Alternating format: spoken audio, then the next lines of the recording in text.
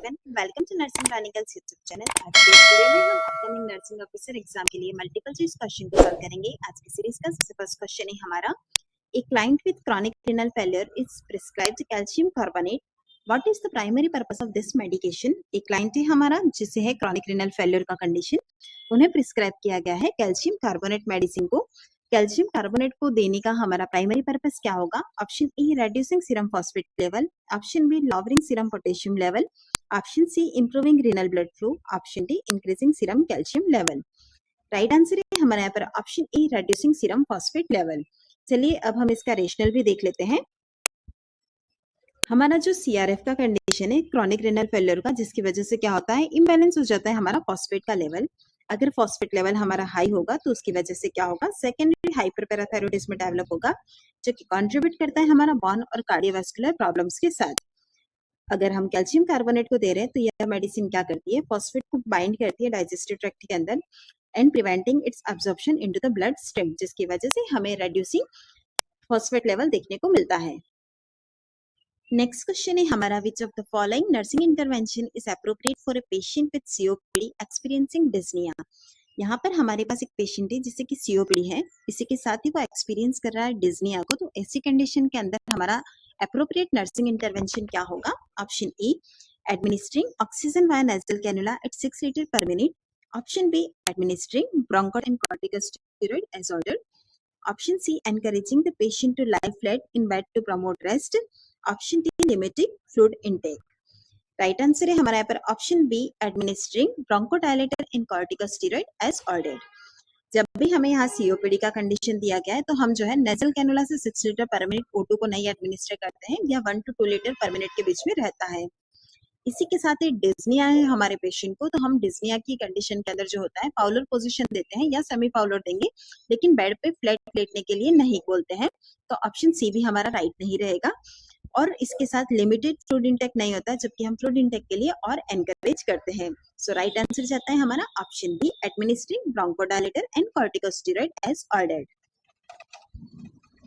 चलिए बढ़ते हैं नेक्स्ट क्वेश्चन की तरफ। What is the normal range of plasma osmolarity in humans? In humans जो प्लाज्मा का osmolarity होता है उसका नॉर्मल रेंज क्या है?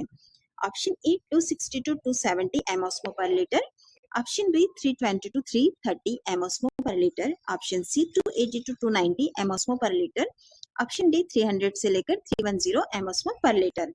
राइट आंसर है हमारे यहाँ पर ऑप्शन सी। अगर नॉर्मल रेंज की बात करते हैं तो यह होता है हमारा 280 से लेकर 290 एमओस्मो पर लीटर। नेक्स्ट क्वेश्चन है हमारा, major depressive episodes are characterised by low mood for at least. Major depressive episode के लिए लो मूड हमारा कितने वीक तक रहता है?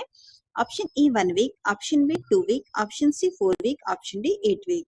राइट आंसर है हमारे यहाँ पर ऑप्शन बी 2 वीक्स। अगर 2 वीक से ज्यादा हमारा एटलीस्ट लो मूड रह रहा है तो उसे हम मेजर डिप्रेसिव एपिसोड के अंदर कंसिडर करते हैं।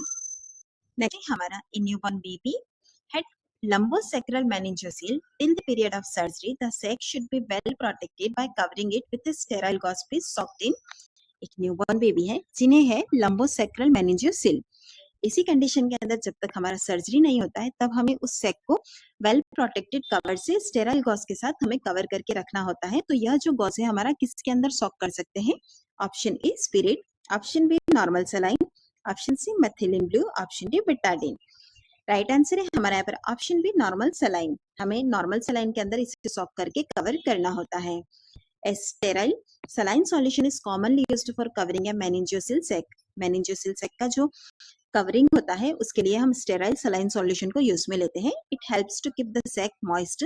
हमारा जो सेक है उसे मॉइस्ट रखता है, इसी के साथ ही ड्राई होने से प्रिवेंट करता है और रेड्यूस करता है द रिस्क ऑफ इन्फेक्शन को।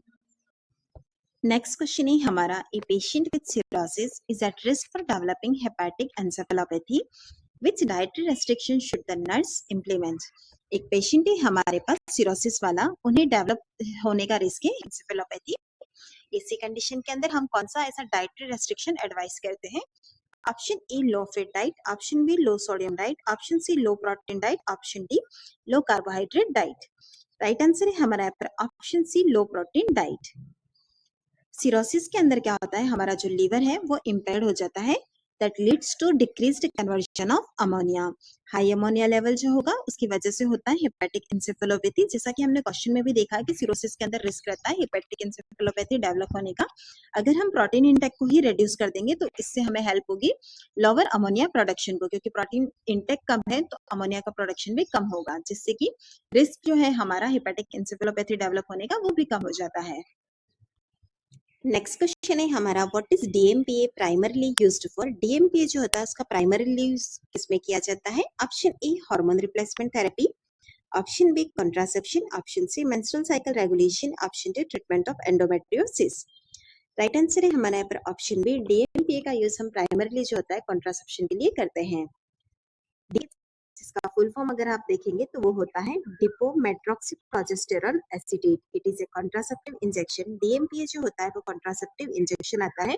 आपने कॉन्ट्रासेप्टिव के टाइप पढ़े होंगे तो उसके अंदर इंजेक्टेबल कॉन्ट्रासेप्टिव जो होते हैं उसके अंदर डीएमपीए को भी पढ़ा होगा।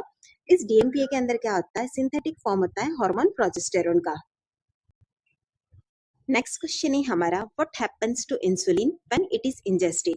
अगर इंसुलिन जो है वो अगर इंजेस्ट कर लेता है कोई, यानी कि ऑरली ले लेता है, तो उसकी वजह से क्या होगा?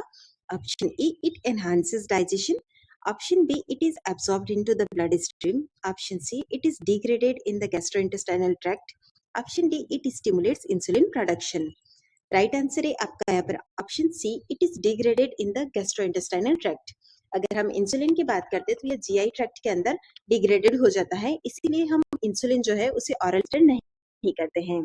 चलिए अब देख भी लेते हैं कि ऑरली एडमिनिस्टर नहीं करने के दूसरे क्या क्या कारण है।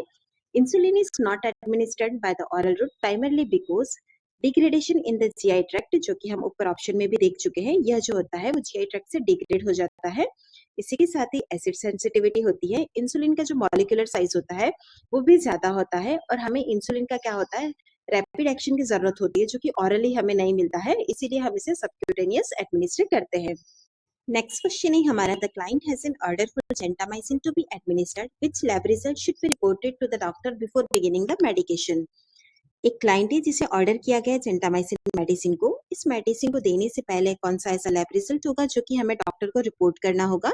Option A haematocrit, option B creatinine, option C WBC count, option D erythrocyte count. Right answer है हमारा यहाँ पर ऑप्शन बी क्रिएटिनिन।